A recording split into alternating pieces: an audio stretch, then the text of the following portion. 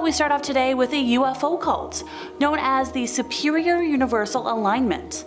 Also known as, wait for it, Lineamiento Universal Superior, it was founded by Valentina de Andrade in 1981. She claimed to have received messages from extraterrestrials warning her of destruction.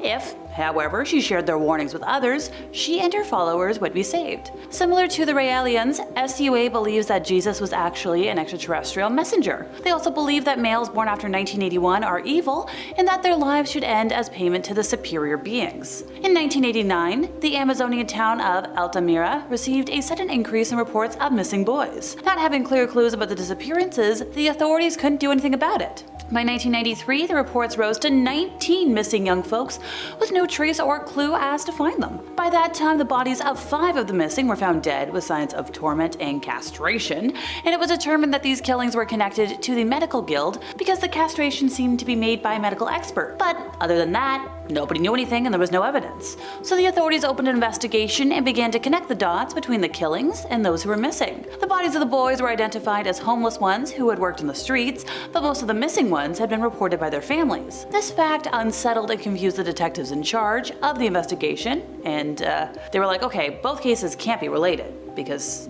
who's so depraved? Well, all their efforts weren't really doing much until one day. One boy came to them and was like, hey, I escaped from my captors, let me tell you everything. The brutality described seemed as if it was ripped from the pages of a horror novel.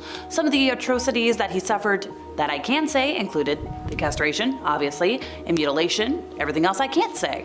He also explained that other victims were impaled to death and their organs were extracted and sold to the black market. Some unofficial versions state that the captors even ate the organs, but there's no official confirmation on that front. Brazilian society was shocked when the victim identified those in charge, since a lot of the folks identified were respected members of society. We're talking 2 doctors, a wealthy businessman, a police officer, and Valentina de Andrade. The leader of the group managed to escape from justice when she presented a very convincing alibi, stating that she wasn't in town when the killings took place. She was exonerated, and now she's happily guiding her increasing flock of followers who simply ignore these crimes. Great. Good leader.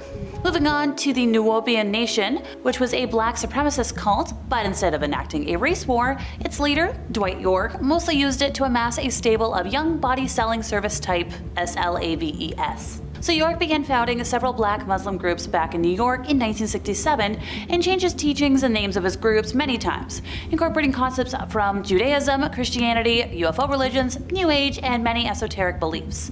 Essentially whatever pieces of other religions that fit his quote-unquote vision, he used, building quite the mosaic. In the late 1980s, he abandoned the black Muslim theology of his movement in favor of Kemetism and UFO religion. In 1991, he took his community to settle in upstate New York and then near to Eatontown, the county seat of Putnam County in Georgia. His followers built an ancient Egypt-themed compound called Tamaray and changed their name to the United Nuobian Nation of Moors. York published around 450 booklets under numerous pseudonyms, by the way. During the late 1990s, he styled himself a Messiah founder prophet type of his own movement, sometimes claiming divine status or extraterrestrial origin when appearing on his Savior's Day celebrations at Tamaray. Are you still following me? Swell, because we're far from done. By the year 2000, the United Nuobian Nation of Moors had around 500 followers. Granted, they did draw thousands of visitors for Savior's Day ceremonies. Now, the followers kind of declined steeply after York was convicted of numerous counts of bad touching young people, racketeering, and financial reporting violations, and sentenced to 135 years in federal prison in April of 2004. The compound was sold under government forfeiture and demolished, and the Southern Poverty Law Center officially designated this group as a hate group. The group has taken numerous names, though, throughout its history, including, let's see if I can get this right, Ansaru Allah Community, Holy Tabernacle Ministries, Yamasee Native American Moors of the Creek Nation, which was also used in Georgia when York claimed indigenous ancestry via Egyptian migration and intermarriage with the ancient Olmec, and we've already talked about Nuobian Nation of Moors. By the way, York is still in prison for, bad things, but his followers have continued popping up over the years, mostly after they do crimes. Great. As of 2010, some factions of the subculture in the United States appeared to continue to support York, portraying his conviction as a conspiracy by the white power structure. Malik Zulu Shabazz, chairman of the new Black Panther Party and York's lawyer, described him as a great leader of our people and a victim of an open conspiracy by our enemy. So make of that what you will. Number 3, the Fundamentalist Church of Jesus Christ of Latter-day Saints, known as FLDS for short. Time to focus on the fundamentalist sects that split off when the core religion opted to renounce the practice of polygamy. Technically speaking, polygamy is the practice or custom of having more than one wife or husband at the same time. And while I'm not judging multiple partners or open relationships when they're consensual or of age, there's a lot of ick to unpack here. It is estimated that 6,000 to 10,000 members reside within the congregate sister sites of Hilldale, Utah, Colorado City, Arizona, El Dorado, Texas, West Cliff, Colorado, Mancos, Colorado, Creston and Bountiful, British Columbia, and Pringle, South Dakota. Those who wish to continue the practice remained Mormon, but on their own terms. Polygamy remains, illegal, and in 1953, an entire FLDS community was arrested in Short Creek, Arizona, otherwise known as modern-day Colorado City, and most had their little ones taken from them for safety. A compound in Texas was raided in 2008 after Child Protective Services was made aware of allegations of poor living situations. Over 400 younglings were taken from the compound and placed in CPS custody. So I remember hearing about the raid while watching the Oprah Winfrey Show with my mom of all things. If my brain serves me right, it was about 10 months after the raid when all of the younglings were returned to the Yearning for Zion Ranch, and it was such huge news that she was being granted access to this top secret compound. Leader of the FLDS, Warren Jeffs, remains in his position, despite being in prison for life after acts against minors. Number 2, Aum Shinrikyo. Founded by Shoko Asahara in 1984, Aum Shinrikyo is a Japanese new religious movement and doomsday cult who first made headlines in the late 80s amid accusations that Asahara was forcing members to donate money to the group and holding them against their will. Pardon me, I'll backtrack for a moment. Although Aum was, from the beginning considered controversial in Japan, it was not initially associated with serious crimes. Aum's public relations activities included publishing comics and animated cartoons that attempted to tie its religious ideas to popular anime and manga themes, including space missions, powerful weapons, world conspiracies, and the quest for ultimate truth. Like many cult leaders, Asahara believed in an imminent doomsday. This time it was caused by a world war started by the United States. And of course, according to him, only his followers would survive. In 1991, Aum began using wiretapping to get NTT uniforms and equipment and created a manual for wiretapping. In July of 1993, cult members sprayed large amounts of liquid containing Bacillus anthracis spores from a cooling tower on the roof of Aum Shinrikyo's Tokyo headquarters. However, their plan to cause an anthrax epidemic failed. The attack resulted in a large number of complaints about bad odors, but no infections. Thank goodness. But by the end of 1993, the cult started secretly manufacturing the nerve agent sarin and later VX. Aum tested its sarin on sheep at Banjarwarn Station, a remote pastoral property in Western Australia, killing 29 sheep. So both sarin and VX were then used in several assassinations and attempts between 1994 to 95.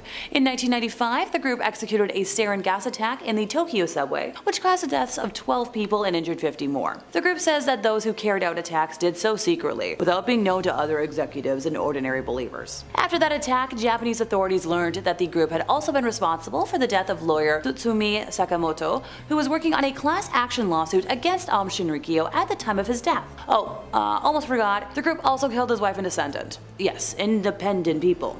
On July 6 of 2018, after exhausting all appeals, Asahara and 6 followers on death row were executed as punishment for the 1995 attacks and other crimes. So I'm glad that unlike, some of the other folks I've discussed today, some justice was actually served in this situation. 6 additional followers were executed on the 26th of the same month, and at 12:10 a.m. on New Year's Day of 2019, at least 9 people were injured when a car was deliberately driven into crowds celebrating the New Year on Takashita Street in Tokyo. Local police reported the arrest of Kazuhiro Kusakabe, the suspected driver, who allegedly admitted to intentionally ramming his vehicle into crowds to protest his opposition to the death penalty, specifically in retaliation for the execution of the before-mentioned Aum cult members. Number 1. Good News International Church. The Good News International Ministries, GNIM for short, or Good News International Church, was founded by Paul Mackenzie and his first wife in 2003. So this group attracted international attention in April of this year when it was revealed that Mackenzie had allegedly instructed members to starve themselves to meet Jesus before the end of the world, which has resulted in the deaths of over 400 people. And when you consider more than 600 people have been reported missing, it's just a yikes situation. About 65 rescued followers were charged with attempted self-ending of life after they refused to eat during their stay at a rescue center. The Doomsday Cult is adamantly anti-Western, and with amenities such as healthcare, education, and sports being dismissed as evils of Western life, and with Mackenzie condemning the United States, the United Nations, and the Catholic Church as tools of Satan. Look, I'm all for condemning the Catholic Church, but call calling it a tool of Satan feels like an oxymoron. The group devotes much of its teachings to the end times, ergo they've been dubbed a doomsday cult, the definition of which is a cult that believes in apocalypticism and millenniarism, including both these, that predict disasters and those that attempt to destroy the entire universe. Mackenzie founded the GNIM in 2003 and accumulated a sizable following, largely due to convincing his followers that he could speak directly with God. Beginning in the late 2010s, Mackenzie's church began to receive a renewed wave of scrutiny regarding the internal practices of the organization, particularly in 2017 when Mackenzie and his wife faced several charges relating to the church. He was chastised for inciting students to abandon their education after denouncing it as ungodly, as well as radicalizing and denying medical care to them afterwards. Several students died as a result, and in 2017, 93 students were rescued by government authorities from the group. After another arrest in 2019, he departed Malindi and headed to the Shakahola forest, where the mass starvation occurred earlier this year. Now, Mackenzie did not join his followers in the mass starvation. In fact, a dietary menu was found on the wall in one of the special houses in the forest, believed to be his resting room. He's currently under police custody as the process of exhuming the bodies continues. Police authorities claim that some bodies were missing organs and believed they were being harvested and sold. Ever heard of Bohemian Grove? A secretive organization of people that control the world? Well, what do you know? It exists, and many of its members are powerful world leaders and titans of industry. It appears to primarily exist as a place where the rich and powerful go to misbehave. That is, according to the Washington Post. Technically speaking, Bohemian Grove is a restricted 2,700-acre campground at 2601 Bohemian Avenue in Monte Rio, California, in the States, belonging to a private San Francisco-based gentlemen's club known as the Bohemian Club. In mid-July of every year, they host a more than 2-week encampment of some of the most prominent men in the world. Their all-male membership includes artists and musicians, as well as many prominent business leaders, government officials, former US presidents, senior media executives, people of power. You'll notice that I'm not saying any specific names right now, and that's because I don't feel like getting sued or disappearing. Thanks. Members can invite guests for either the Spring Jinx in June or the main July encampments, or they can schedule private day use events when things aren't being used for club-wide purposes, and that's when you're allowed to bring spouses, family, and friends. But if you're a gal or you're underage, gotta get out of there by 9 or 10 o'clock at night, because that's when things get fun, apparently. After 40 years of membership, that's when a guy earns the old guard status. Gives you reserved seating at the daily talks and other perks. Okay, I think there's a couple of names I can talk about without getting in trouble. Pray for me. Former US President Herbert Hoover was inducted into the Old Guard on March 4th of 1953, and the club motto is "Weaving spiders come not here," which implies that outside concerns and business deals are left outside. But a lot of business deals actually occur here. Important political and business deals have been developed. Notably, a Manhattan Project planning meeting that took there in September of 1942, subsequently leading to the atomic explosive device. Those attending this meeting? Ernest Lawrence, J. Robert Oppenheimer, the S1 executive committee heads, presidents of Harvard, Yale, Princeton, along with representatives of Standard Oil and General Electric and military officials. At the time, Oppenheimer was not an S1 member, but he hosted the meeting. Grove members take particular pride in this event, and they tell the story pretty often, so I think I was safe to talk about that. Other behavior at the campground has led to numerous claims, with President Richard Nixon's comments from May 13th of 71 calling it the most, insert F-word slur for gay here, goddamn thing you could ever imagine. I swear finding a way to say curse words without getting dinged by YouTube rules is like writing a crossword puzzle. To be a fly on the wall of any of those meetings. Sounds like a cult to me. Okay. Here's a cult I know you've seen posters for, Shen Yun. Technically, it's a show put on by a religious group that is arguably a cult called the Falun Gong. This was founded by a man named Li Hongzhi, who registered the group with the Chinese government in '92. Fun fact, in 1989, after the bad protests, the Chinese Communist Party established a registry of social organizations to try and solve things. Li has been open about his beliefs that evolution is fraudulent, that people of different races will be separated in heaven, and that homosexuality and promiscuity are unnatural. Great, I'm in trouble. He's mentioned that he believes that aliens were attempting to control humans by making us dependent on modern science. Okay. A San Francisco man named Samuel Luo has claimed his mother and stepfather refused essential medical treatment because of the teachings, saying that sickness is based in karma. Also, apparently it's God's plan to eliminate the gay population. Well, I'm still here. So, Shen Yun was kicked out of China and have some heavy anti-communist sentiments. to say the least. Essentially, they're a church that is putting all of their money into a dance show with very heavy anti-communism and anti-China sentiments. They don't hide that they're heavily critical of the government of China. In between depictions of ancient dances or stories told through dance and singing, there are skits depicting, get this, organ harvesting, kidnapping, and suppression of religious liberty by plainclothes secret police. That's a heck of a show. A memo from the Embassy of the People's Republic of China has quite the opinion on the performances. Allow me to quote, "This organization preaches heretical fallacies that are anti-humanity and anti-science, and exercises extreme mental manipulation on followers. It is a cult that seriously harms the society and violates human rights, and is a cancer in the body of the modern and civilized society." According to one attendee over the last couple of years, at one point during the show, an amazing singer came on stage for a solo performance, and then the lyrics of the songs were translated and written on a screen, and they included things like, oh boy, atheism and evolution are deadly ideas, and modern trends destroy what makes us human. That wasn't just something that was said once, it was a recurring theme. This group also concludes the show with a tidal wave crashing into mainland China as a result of their anti-religious ways, in typical end of days fashion. This company has 8 total groups that tour for 6 months each year, performing in over 130 cities in North America, Europe, Asia, Australia, and Latin America. Ergo, trying to control the world through their views. Number 3. Order of Nine Angels. The Order of Nine Angels, or the ONA, is one of the most mysterious and highly controversial groups in the world of modern Satanism and the occult. The ONA was founded in the UK in the 1960s, promoting extreme and often dangerous forms of Satanism. Its core beliefs and practices are complex and unconventional, which has led to bouts of intense debate and controversy, from Satanists and non-practicing communities alike. The heart of their philosophy is the concept of the sinister tradition, which is a radical, committed path that encourages members to challenge societal norms and embrace chaos and darkness. They view Satan as a symbol of rebellion against the established order, advocating for personal transformation through dark and sometimes harmful experiences. One of the most notorious aspects of the ONA is its advocacy for culling, a term they use to describe acts of harm and even Homo sapien sacrifice. Some of the ONS's writings are extremely dark and grossly disturbing, further demonstrating their deeply antisocial and extremist perspective.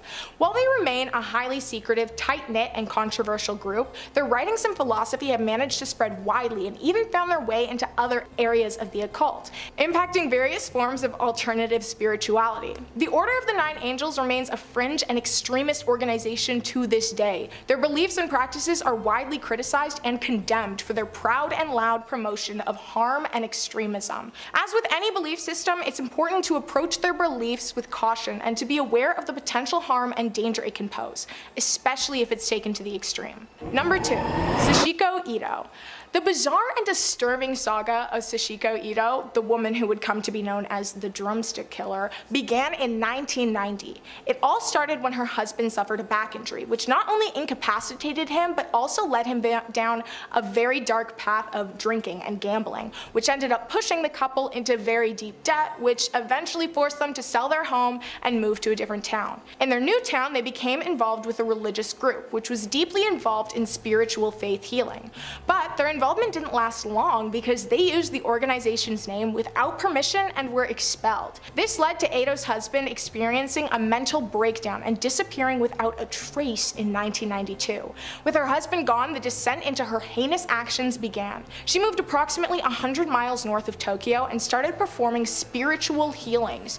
Ido proclaimed that she was a healer and a psychic, gradually making increasingly grandiose claims. She eventually declared herself a god who possessed the power to drive demons out of people. These statements quickly attracted a large following of devotees who flocked to her for services. Ido's cult grew quickly, with over a dozen believers and their family members living in her home and participating in rituals. Her rituals, involving drumstick beatings meant to end the dirty body and purify the soul, quickly escalated in aggression. She accused some of her followers of being possessed by a bad fox and had them beaten until they were hardly alive. In June of 1995, less than 3 years years after Ido moved, one of Ido's followers was hospitalized with severe injuries from a ritual. This follower also reported that her husband had abruptly disappeared after visiting Ido's house. This raised suspicions and led the police to search the premises, where they uncovered a truly horrific scene. 6 decomposing bodies, 2 men and 4 women, were discovered, some mummified and wrapped in futons. All of their lives were ended due to the harm inflicted during Ido's rituals. Ido, her daughter, and a man named Yutaka Nemoto and another follower were arrested and charged with the deaths. Ido's survivor, who had reported the cult, was also arrested. Ido initially claimed that the deaths were unintentional and were simply a part of a religious exorcism. The trial resulted in Ido receiving a life-ending sentence, while her accomplices received prison sentences ranging from 18 years to life. On September 27, 2012, at the age of 65, Ido was hanged after several unsuccessful appeals, hopefully ending the belief system that she created, but no one's quite sure. Number 1. Temple of the Black Light.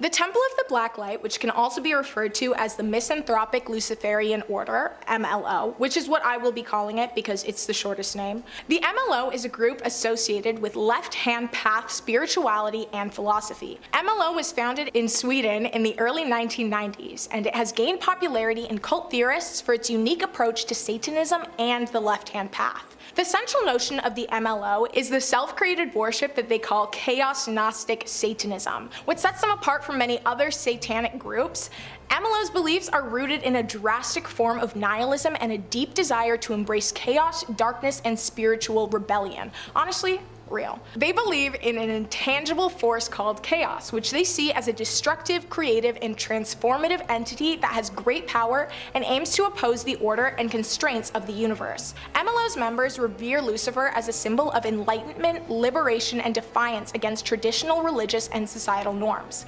However, their interpretation of Lucifer is much different from popular depictions of him. To them, Lucifer represents a dark and chaotic force that opposes established religion and the moral codes of society. The MLO is known for its extreme and often controversial writings, which explore the esoteric beliefs of the religion in depth. Their texts often feature highly complex and cryptic symbolism, which is intended to be understood by those who are deeply committed to the group's philosophy and not for those outside. I mean, that's a good way to reject skeptics. Like, if skeptics were like, dude, this text doesn't make any sense, the members could just say, yeah, well, duh, you wouldn't get it. You can't sit with us. The Temple of the Black Light is considered a highly controversial group within the broader satanic community as well. They are criticized for their extremist and nihilistic views, as their beliefs are not an accurate representation of traditional satanic traditions and beliefs, which normally encompass a wide spectrum of beliefs and practices. The Temple of the Black Light actually remains a small and secretive group that's still active to this day. Number 5. The Cali Meteor. Thousands of years ago, a meteor hit Estonia with the force of a Hiroshima bomb. The meteor fragmented, creating 9 craters, which are now called the Cali Crater Field. One of these craters was over 100 meters and became a site of holy worship for some of the locals. Surrounding the water-filled crater is a large stone wall from the late Bronze Age, and the wall is stronger than any of the other similar structures in the surrounding area that were made at the time, hinting to scientists and historians the importance of the building. A large, concentrated amount of animal remains were found at the Cali Crater and led anthropologists to believe that they were used as ritualistic sacrifices.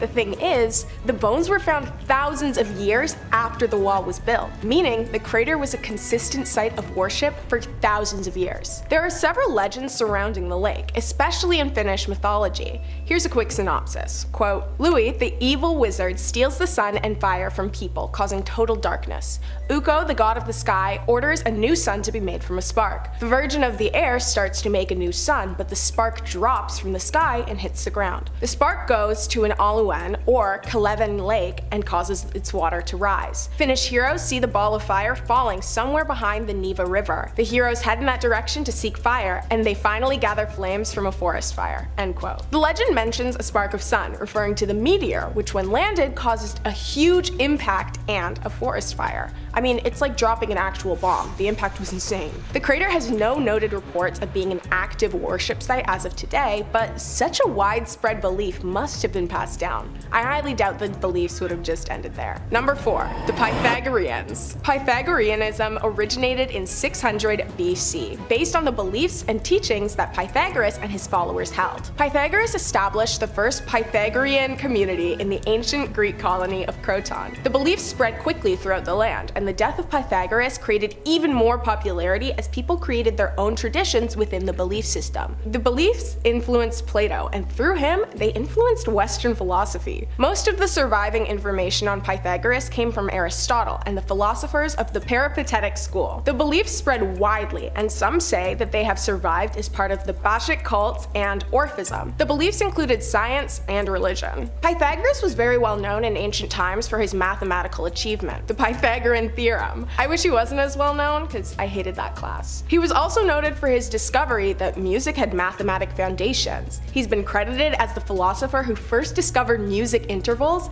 and is said to have invented the monochord. As I said, a lot of the information we now have on Pythagoras came from Aristotle and the Peripatetic school. The 5th century BCE information do not have any elements of supernatural entities, but by 4th century BCE, legends and fables were introduced into the belief system. Pythagoras founded the first community in Croton during 5th century BCE. He described it as a secret society, and he also gained political influence. The military and economy in Croton soon became very strong. In the early years, the Pythagorean sects were closed societies, where new members were chosen by existing ones, based on intelligence and discipline. Then they went under a 5-year initiation period where they would listen to teachings in complete silence. Then they would complete a test, and if they passed, they would be welcomed to the inner circle. But they were able to leave whenever they wanted. Soon, it became customary for family members to become Pythagoreans, as it developed into a philosophical tradition that influenced everyday life and swore members to secrecy. Within his teachings, Pythagoras emphasized moderation, vegetarianism, respect for elders and the state, and believed in a monogamous family structure. Boring! They believed the soul of humans was buried in the body, and the highest reward a human could attain was the soul joining the gods, meaning that they escaped reincarnation. They believed the soul was buried in the body as punishment, but that the soul could be purified, so they did a lot of soul cleansing rituals. The list of beliefs honestly go on and on. They include things like harmony, music, geometry, arithmetic, numbers, and cosmology. The disputes regarding Pythagoras' teachings began shortly after his death, which was caused by an arson attack. The disagreements led to 2 separate Pythagorean traditions, acousmatikoi and mathematikoi. The mathematikoi recognized the religious undertones of Pythagoreanism and studied it as part of their practice, but they focused more on the science and research part of Pythagoreanism. Their scientific pursuits were largely mathematical, but they did also conduct research in fields that Pythagoras had in his lifetime. The acousmatikoi believed humans had to act in inappropriate ways. They refused to recognize the advancements that the mathematikoi were making in mathematical and scientific research, which were, as I said,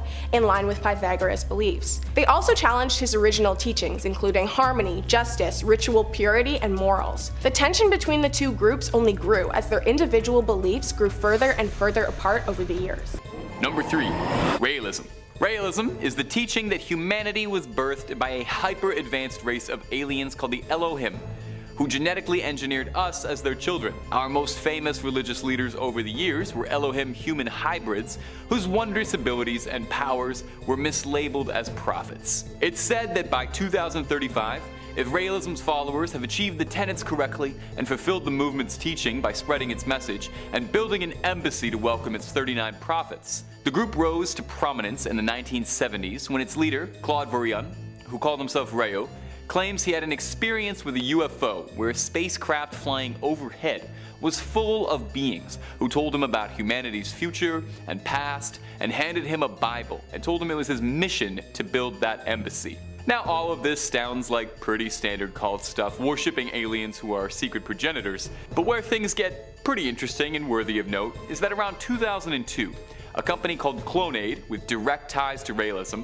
claimed to have done the impossible and cloned a baby girl, appropriately named Eve. Immediately, it spurned all kind of controversy, led to several investigations, discussions about the ethics and morality of the situation. But despite all this, no actual evidence of the clone baby ever came up.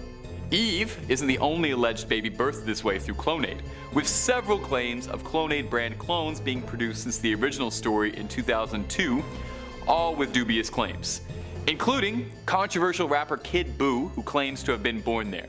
So either Eve is still hiding somewhere, or maybe it was a bit of an exaggeration.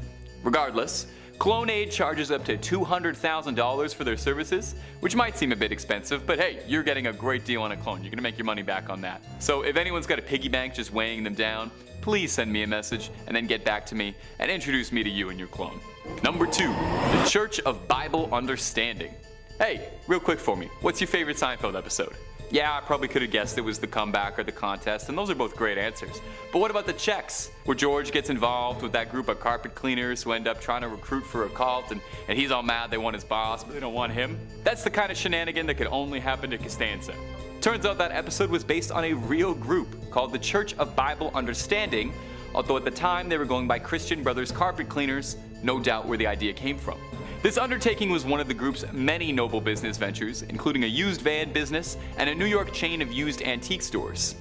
Like most cults, the group was led by a charismatic figurehead, one Stuart Trail, who maintained to his followers that only he was capable of understanding the Word of God and understanding how to annoy George Costanza. Their leader was expelled from the Pentecostal church he worshipped at in the early 70s, and after his expulsion, refused to give up the dream and formed his own church, promising a communal lifestyle of salvation. And if reports from former members are to be believed, hard work for below minimum wage. Members were isolated from their friends, families, and communities and encouraged to devote themselves wholly to the church. Besides a less than flattering appearance on Seinfeld, the group most recently made headlines after an orphanage they built in Haiti had burned to the ground, after several claims that orphanages the group had been producing in Haiti had been extremely substandard, shoddy, overcrowded, and dirty. The leader, Stuart Trail, passed away in 2018. Current estimates suggested the group has dwindled down from thousands of members in its heyday to just dozens now.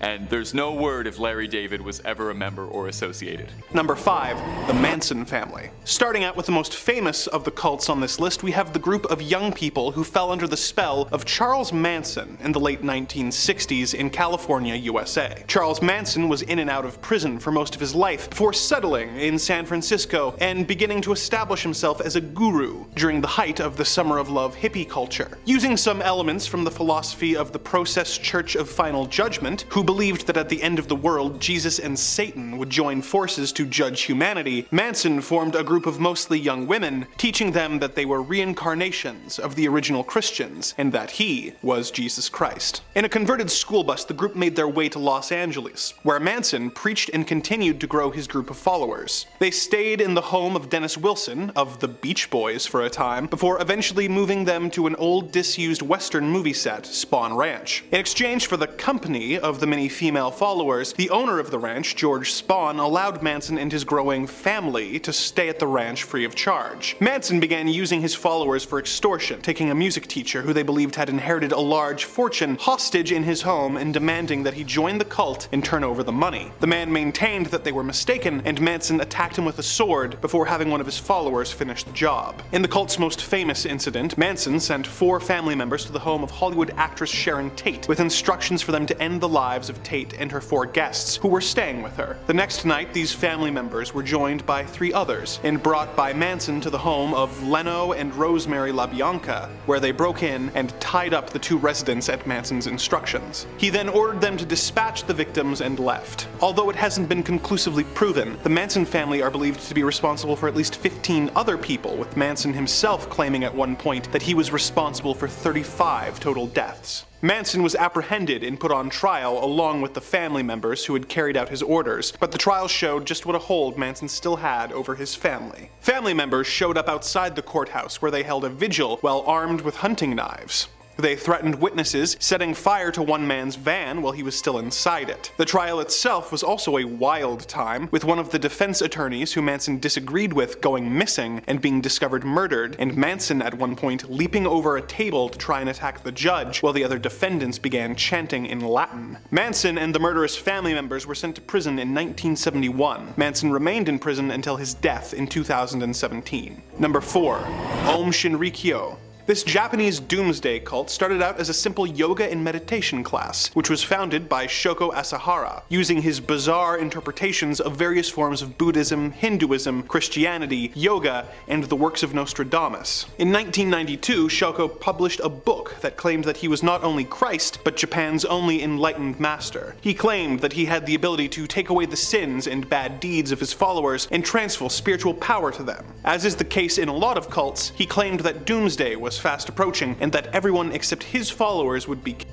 The movement grew, eventually getting enough members to be considered an official religion. Membership continued to grow, but rumblings began emerging that some members were being tricked into joining, were being forced to donate large sums of money, being held against their will, and in one case even murdered when they tried to leave. An anti-cult lawyer tried to sue the group and soon went missing with his wife and child. Things escalated even further in 1993 when the group tried to use a machine to pump anthrax onto a neighborhood in Tokyo. Although thankfully, the group had stolen the wrong type of anthrax and no one was hurt. Due to the failure of the anthrax, the group began manufacturing sarin and VX nerve gas, which they used in their subsequent attacks. In 1994, the group used a converted refrigerator truck to release the gas on a neighborhood where judges, who were presiding over a lawsuit against the group, lived. 500 people were injured and 8 died, but the attack was not linked to the cult at the time. A few months later, the brother of a member who had escaped was kidnapped, dispatched by the group, and disposed of with a microwave-powered incinerator. He had left a note saying that should he go missing, the group was responsible. Asahara was trying to manufacture weapons, and in order to distract the police, had some of his followers carry out a devastating attack.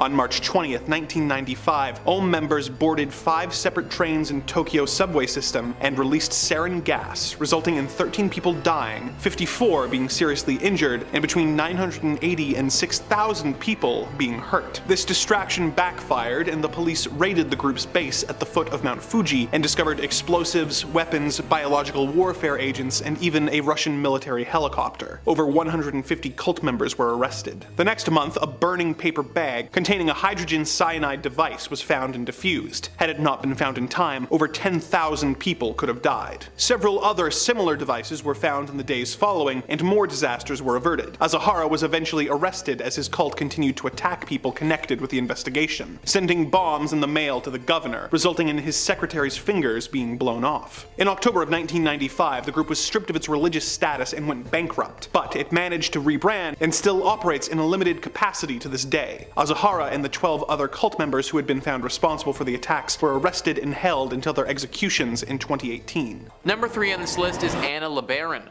A lot of people get poached at a young age to join cults.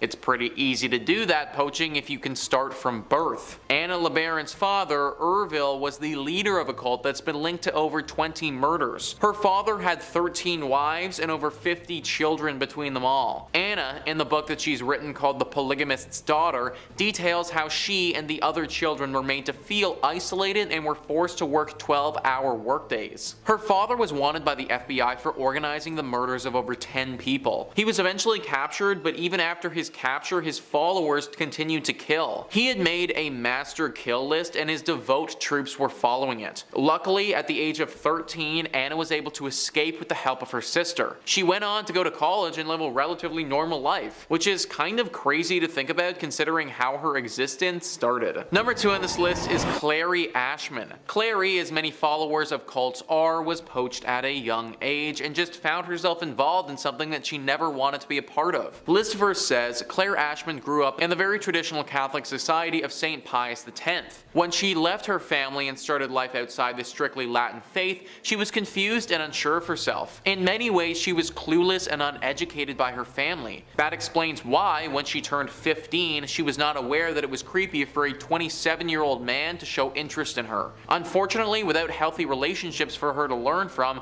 Clare accepted a marriage proposal from the man. Shortly after their marriage, her husband discovered the Order of St. Charbel, and Clare found herself smack in the middle of a doomsday cult. Clare was even more confused when she was selected as a princess of the church and was destined to marry the cult leader. For 6 years, she grappled with the controlling hand of the church and her husband, until one day she got her hands on a book called The Beautiful Side of Evil, which first unveiled the term cult to Clare. She understood at once that she was in a cult and began learning about how to open a bank account, how to sign a lease on an apartment, and how to be free. After learning more about how to survive outside the cult, Clare escaped.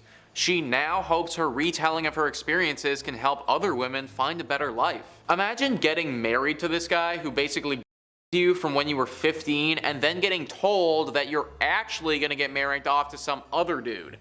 Meanwhile, you have no idea what a bank account is or like actual real life is. It's so good that she found that book and was able to realize that this isn't how life is supposed to go.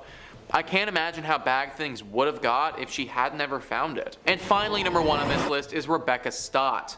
Rebecca is once again another story of someone being born into this and just thinking that this is what life is like until finally being told otherwise. List first says, author of In the Days of Rain, A Daughter, a Father, a Cult, Rebecca opens up about her upbringing. She and her families were members of a religious cult, the Exclusive Brethren. In an interview with NPR, Rebecca stated that rules were enforced with intense interrogations about your sins and that punishments would often include isolation that could go on for weeks. Rebecca details the anger she was forced to bottle up and how silent she was forced to be around men. When the cult leader, Jim Taylor Jr., was found sleeping with a young married member, the entire cult ruptured. 8,000 members left the cult, including Rebecca's family. But that did not mean her hardships were over. Rebecca described the overwhelmingness of the outside world with a sense of vertigo. All the rules of her old life spun around as she took more and more steps away from their binds. It took a very long time for Rebecca to grow less shell-shocked by the world, and to this day she cannot bring herself to open a Bible, which makes a lot of sense. By the time Rebecca was just 6, she had undergone at least 3,000 hours of forced Bible study. Being born into something like that must be so hard. I imagine that she's dealt with feelings of inadequacy her whole life. Also, getting shoved inside an isolated room for time if you misbehaved is pretty whack, guys, and not something that anybody should want to be a part of. Very glad that Rebecca managed to make it out with her life still left to live. Number 5, Scientology. I figured it was the easiest to kick off today, with the most obvious cult, and personally for me, the scariest. Scientology is a set of beliefs and practices invented by the American author L. Ron Hubbard, who developed a series of ideas that he called Dianetics, which he represented as a form of therapy. Okay, yeah, that's great therapy. An organization that he established in 1950 to promote it when bankrupt, and he lost the rights to his book in 1952. He then recharacterized his ideas as a religion for tax purposes and renamed them Scientology. By 1954, he had regained the rights to Dianetics and founded the Church of Scientology, which remains the largest organization promoting Scientology today. There are practitioners independent of the church in what is called the Free Zone, and estimates put the number of Scientologists at just under 40,000 people worldwide. So, not a lot of people at all, just a small town. Scientology beliefs include reincarnation and that traumatic events cause problematic engrams in the mind. They claim that an activity called auditing can remove the bad engrams. A fee is charged though for each session of auditing. Once an auditor deems an individual free of engrams, typically after several years, they are given the status of clear. After being deemed clear, adherents can take part in further activities called operating thetan levels, which require further payments. The operating thetan texts are kept secret for most followers and are revealed only after adherents have typically given hundreds of thousands of dollars to the Scientology organization. If you don't have ridiculous amounts of money to burn, don't worry, they're freely available online on sites such as WikiLeaks. And if you don't want to waste your time, these texts say past lives took place in extraterrestrial cultures. Look, I don't agree with Scientology, but I do agree with aliens visiting Earth. But these involve an alien called Xenu, described as a planetary ruler that existed 70 million years ago who brought billions of aliens to Earth and killed them with thermonuclear weapons. Yeah, I totally believe that. Despite being kept secret from most followers, this forms the central mythological framework of Scientology's crazy logic?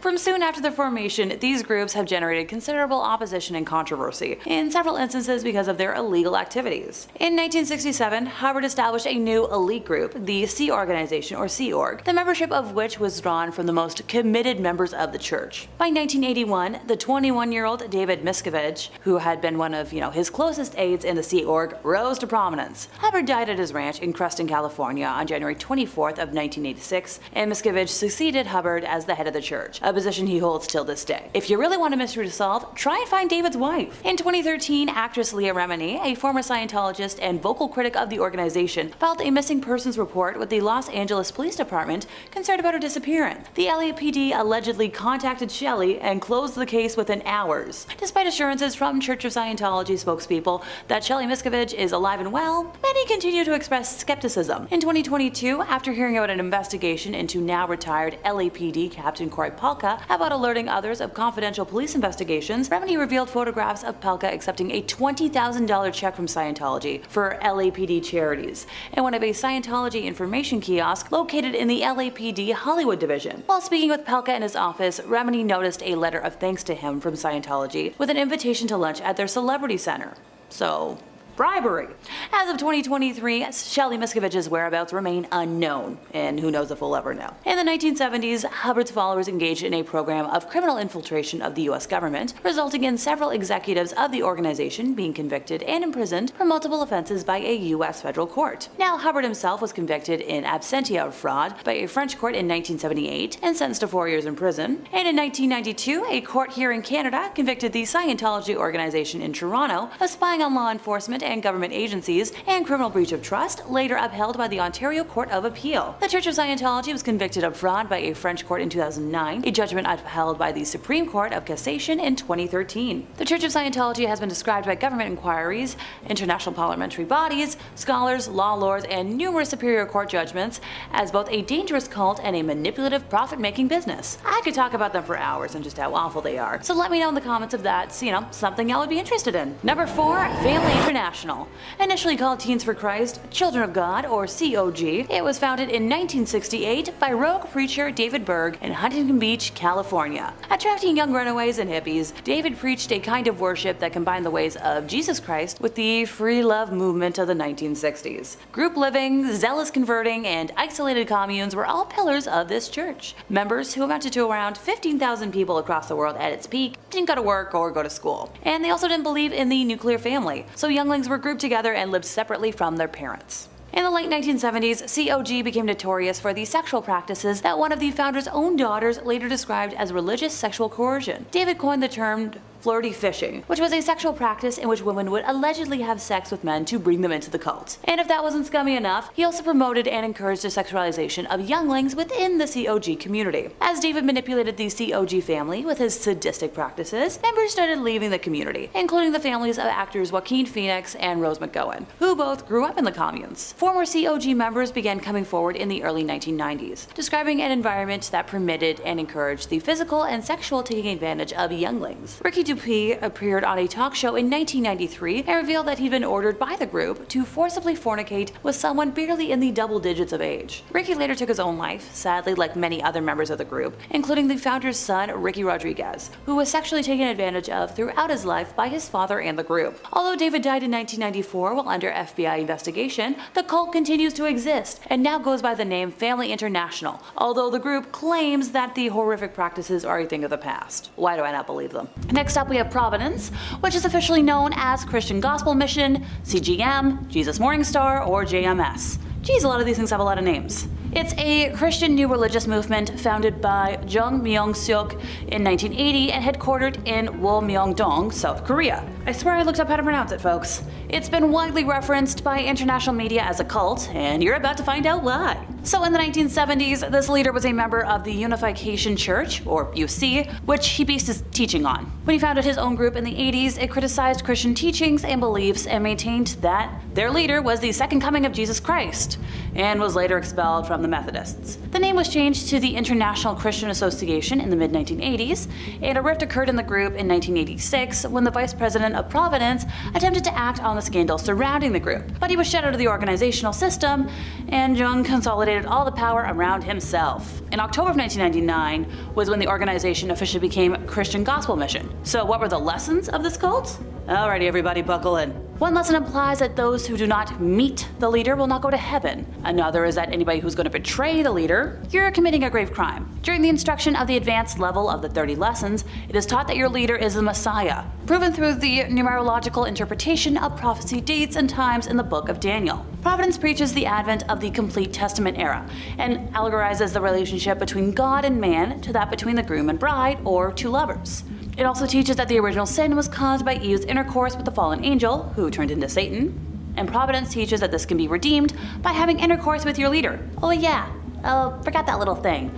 The leader of all this was found to have forced female followers to have coitus with them as a religious behavior meant to save their souls in the Korean court of law. Former members have stated or testified that young and attractive women were presented to their leader as gifts, with whom he coercively engaged in icky acts, which was explained to them as a purification rite. So in April of 2009, our crazy leader was convicted of harming someone in the R-word way by the Supreme Court of Korea and sentenced to only 10 years of imprisonment. He was released in February of 2018, and following his release from prison, the Korea Post reported that the Providence Faith Movement had reached more than 70 countries. Before I get sick, we're moving on to the Nation of Yahweh. In 1978, Hulan Mitchell Jr. left the Nation of Islam because it just wasn't extreme enough for him. He rechristened himself Yahweh Ben Yahweh and founded the Nation of Yahweh. Try saying that 5 times fast. The group is classified as another black supremacist cult by the Southern Poverty Law Center and as an official cult by the Miami Herald. Swell. The SPLC has criticized the beliefs of the Nation of Yahweh as racist, stating that the group believes that black people are the true race and that whites hold wicked powers. They've apparently calmed down a bit in recent years, but the belief still seems to hold. The SPLC also claims that the group believes that Yahweh Ben Yahweh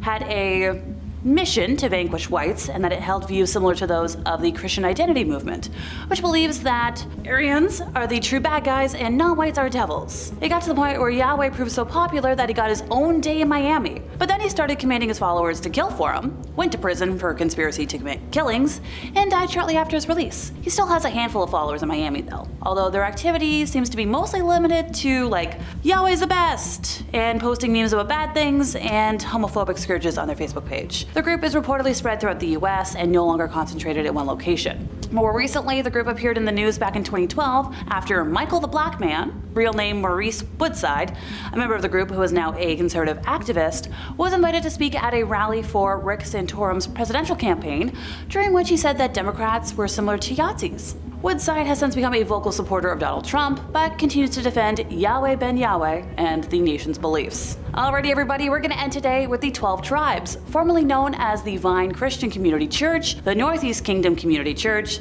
the Messianic Communities, and the Community Apostolic Order. They're a new religious movement founded by Gene Spriggs that sprang out of the Jesus movement in 1972 in Chattanooga, Tennessee. The group calls itself an attempt to recreate the first century church as it is described in the book of Acts. The group's origins in Chattanooga led to planted churches in surrounded areas, and in the late 70s, the group began a community in Island Pond, Vermont. As the relationship with the Chattanooga community deteriorated, the group eventually left Tennessee, and Vermont became the main area. So the 12 tribes' beliefs resemble those of Christian fundamentalism, the Hebrew Roots movement, Messianic Judaism, and the Sacred Name movement. However, the group believes that all other denominations are fallen, and it therefore refuses to align itself with any denomination or movement. The group has very strict courtship rules, and their views on raising young humans have been a source of controversy. The group supports itself through the operation of several businesses, most of which revolve around agriculture, as well as cafes, restaurants, all using unpaid and often young labor. Oh yeah, young people have been noted to play a central role in the group's beliefs,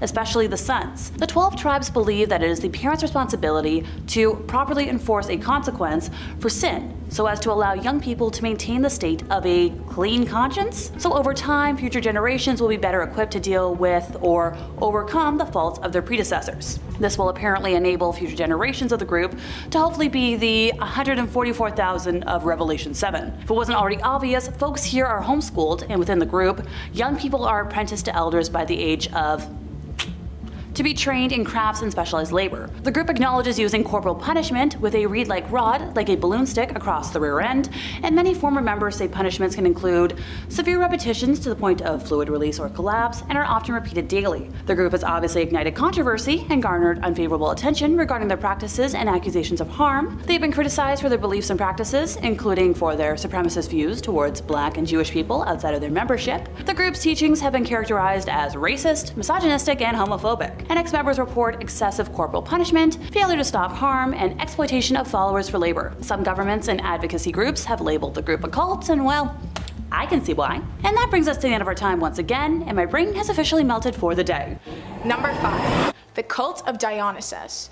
The Cult of Dionysus has sparked dark speculations and controversies over many years. It's a highly secretive organization, and knowing what exactly occurs within the privacy of members is unknown. Just to list a few of the many theories, here are some of the dark speculations and controversies surrounding the Cult of Dionysus. Quote, excess and madness. The cult's celebration of intoxication and ecstasy led to accusations of excess and madness. Critics argued that the excessive consumption of wine and the frenzied behavior of cult participants could lead to a breakdown of societal order and morality, moral and social disruption. Many in the ancient world viewed the Bacchanalian and Dionysian festivals as a threat to established social norms. The rejection of traditional roles and the temporary suspension of societal rules during these festivals raised concerns about moral and social disruption. Bodily liberation. Some Dionysian rituals were associated with liberation and promiscuity. Some believed that these practices would lead to licentious behavior and the erosion of traditional family structures. Foreign influence. The cult of Dionysus was often associated with foreign influence and was viewed with suspicion by those who feared the introduction of foreign beliefs and practices into their culture. Accusations of political subversion. In some instances, the cult was seen as a potential threat to political stability. Rulers and authorities worried that the Dionysian festivals could be used as a cover for political subversion or rebellion. Mystery and secrecy.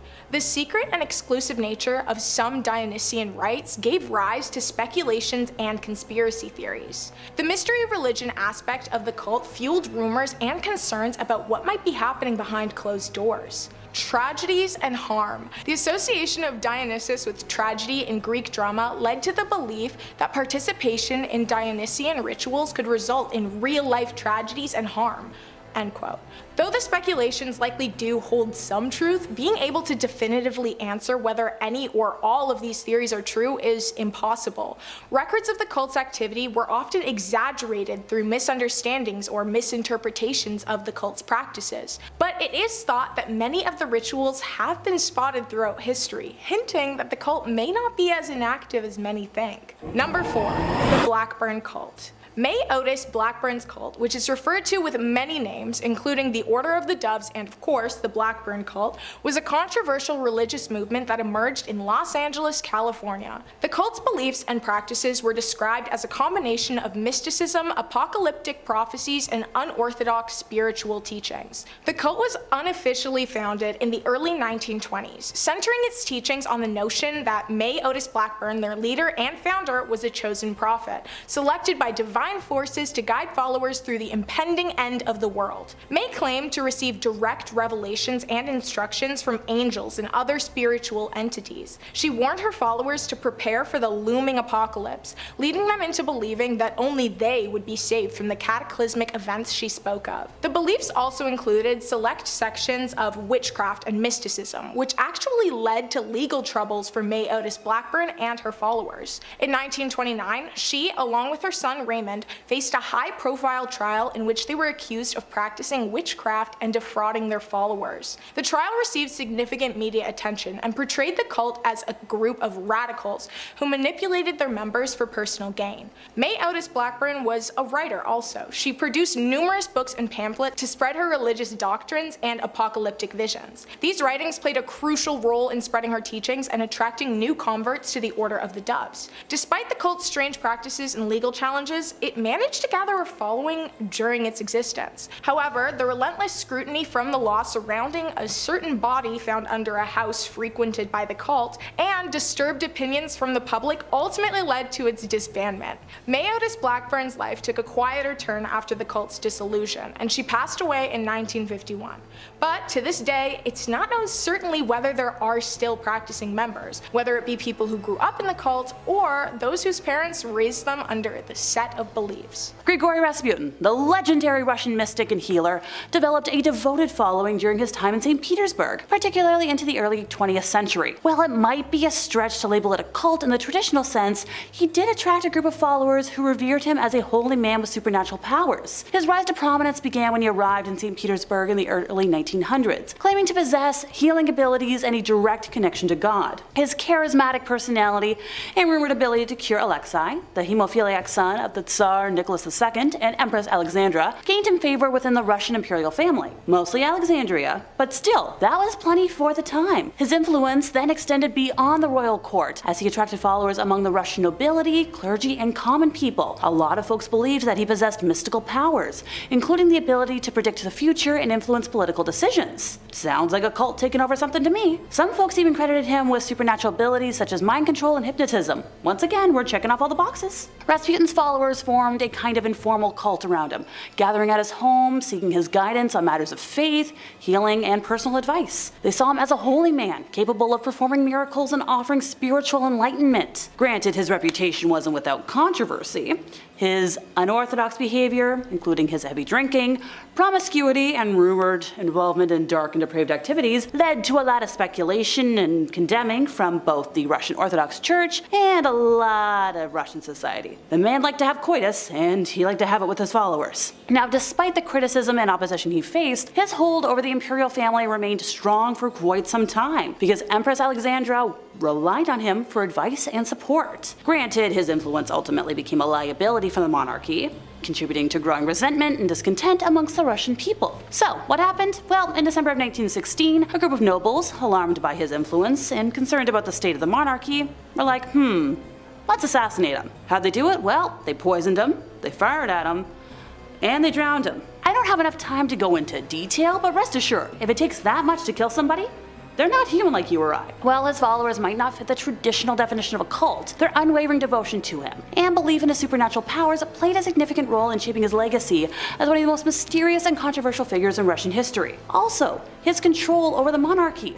Come on! NXIVM. Founder Keith Rainier originally promoted this as a self-help organization. There was workshops, there was classes on empowerment. Heck yes, it had 18,000 followers at its peak. I think that was around 2017 when members came forward to expose the really bad practices of a secret society within the group. Women were recruited under the false pretense that they were joining a sisterhood, but it ended up being a coitus cult. There was a pyramid scheme. So Keith, who members would call Vanguard, he was at the top, followed by masters who recruited other women to join the secretive group. And at the bottom were the newest recruits, who were referred to as, well, the lowest of the low. A former member explained that in order to be admitted to the secret club, you gotta hand over some dirt, some nudie photos and other compromising documents that people could use to blackmail you with if you ever tell anybody about it. She was also told that another part of the initiation was getting a small tattoo. But when the day arrived, well, she got branded instead. No little tattoo, a brand. Where was it? Right above the pelvic area. Each woman was instructed to say, and I quote, "Master, please brand me, it would be an honor." Icky. So fast forward to 2020, Keith was tried in court where more than a dozen women came forward with statements regarding his psychological and other icky misdoings. He was convicted of many crimes, racketeering, bad videos. I could go on. He was sentenced to life in prison, but in a court filing, his lawyers wrote, yeah, he's not sorry for his choices. Look, if you're handing over that much blackmail, I'm pretty sure this cult still exists to this day, but people just don't want to come forward. I don't blame them, but Number 5, the Brethren. Do you feel like the modern world has got you down, got you running around, feeling overwhelmed? Perhaps you need a break from it all and you want to get away. I want to go back to a simpler time. Well then perhaps the Brethren is the movement you've been looking for. Founded by Jim T. Roberts, the movement seeks to shed all of the convenience and accommodations of modern living, with its members instead choosing to live as vagrants, drifting on the edge of society, away from the prying eye of the modern world. Their leader believes that in order to be guaranteed a spot in heaven, one must purify themselves. And to the Brethren, this means purifying themselves of just about every facet of modern living. As part of their renouncement of all modern living, brethren must forsake all of their family, friends, their jobs, their livelihoods, all in favor of their new brothers. You aren't allowed to partake in any material goods of any kind. Sew your own clothing and eat what you can scavenge. This particularly grisly habit is what gave the cult its enduring nickname of garbage eaters for their tendency to dumpster dive. You're not even allowed to laugh, celebrate, or play, as all celebrations must be saved for the return of the Savior at the end of the world. Although given those conditions, I'm not sure what you'd have to laugh about. It goes as far too as members being barred from receiving treatment or medicine, even for common curable illnesses. Because members are forced to cut themselves off from their families, oftentimes members disappear without their family members ever even getting to know what happened. As such, groups have sprung up to try and reconnect brethren to their families and hopefully get them a dinner that didn't come out of a dumpster. Why not toss a subscribe our way and join our group here? Our teachings are scary videos every day, and the only thing you have to give us is a subscribe, and if you're feeling really generous, maybe a like too. Let's keep going. Number 4, Happy Science. Happy Science, formerly known as the Institute for Research in Human Happiness, is a Japanese New Age religion that's sort of a loot bag for as many religious concepts as you can think of. In Happy Science, all gods that have been worshipped throughout history across various religions were actually all the same god, named El Cantare, roughly translating to the singer. The group's founder, Ryoho Okawa, just happens to be the incarnation of all these holy deities manifested as one man. He also claims to have the energies of various celebrities inside him, including Freddie Mercury and former US presidents. The group preaches happiness, obviously. Following the group's mantra, in order to obtain happiness, one must practice the principles of happiness known as the fourfold path: love that gives, wisdom, self-reflection, and progress. Now, Happy Science isn't just some fringe group in a tent in the backwoods. Rough estimates suggest that the group pulls inwards of $45 million a year. Sounds like there's some kind of profit happening here. That's a little pun for you. Happy Science has a full-on media division, producing several animated and live-action films, and publishing books numbering close to the thousands, mostly being transcriptions of Okawa's lectures about happiness, spirituality, and occasionally aliens, as a major part of the group's belief revolve around UFOs, aliens, and other cosmic entities. The group is fairly widespread, boasting temples across the world in various continents. The group's statistics claim that there are 11 million members worldwide, although more conservative estimates put it around 30,000 worldwide. Regardless, Happy Science is something that's clearly making a lot of people happy. Number 3, the snake cult of Glycon. Glycon was an ancient snake god who had a large and influential cult in the Roman Empire during the 2nd century. The cult is thought to have originated in Macedonia, where other snake cults much like Glycon had existed for centuries. Macedonians believed snakes had magical powers in fertility. Initially, the cult did not worship the spirit of the snake or an abstract idea of a godly snake. Instead, they worshipped an actual, physically tangible snake that resembled the god. The creator of this cult, Alexander, foretold that there would be a reincarnation of Asclepius. It's said that Alexander procured an egg, and when the people gathered to see it hatch, Alexander cut the goose egg open and revealed the prophetic snake god inside. The small snake grew to the size of a man, with the features of a human on its face, including long blonde hair. Some say that the figure depicted at this stage was actually just a puppet, or a trained snake with a puppet head. Creepy. The focus of worship in the cult was fertility. Barren women would bring offerings to Glycon in the hopes of becoming pregnant. By 160 AD, the cult's teachings and methods began to spread. An inscription from that era reads, "Glycon, protect us from the plague cold." The same year, the government of Asia declared that he was the protector of Glycon's oracle. The governor also married Alexander's daughter. Many sought prophecies from Alexander, yearning to learn of what their future holds and even how they might perish. The cult's beliefs were spread through lower social classes, and over time, even high-class citizens and officials were die-hard believers of Glycon's healing, and of the prophecies Alexander told. The support and belief of the emperors, paired with the healing powers of serpents throughout history, lured many people into the cult. There was no shortage of converts and believers. Roman coins were even made in honor of Glycon, which likely happened way after Alexander's lifetime. For at least 100 years after Alexander's passing, a new Glycon cult formed and began to spread their influence. Statues and other archaeological finds have been located in Tomi, now known as Constata, displaying just how present the cult was throughout history in the large city. The Blackburn Cult is still referred to this day. The statue that was found in Constata, Romania is on display at the Constata History and Archaeology Museum. The statue is even commemorated on a postage stamp from 1974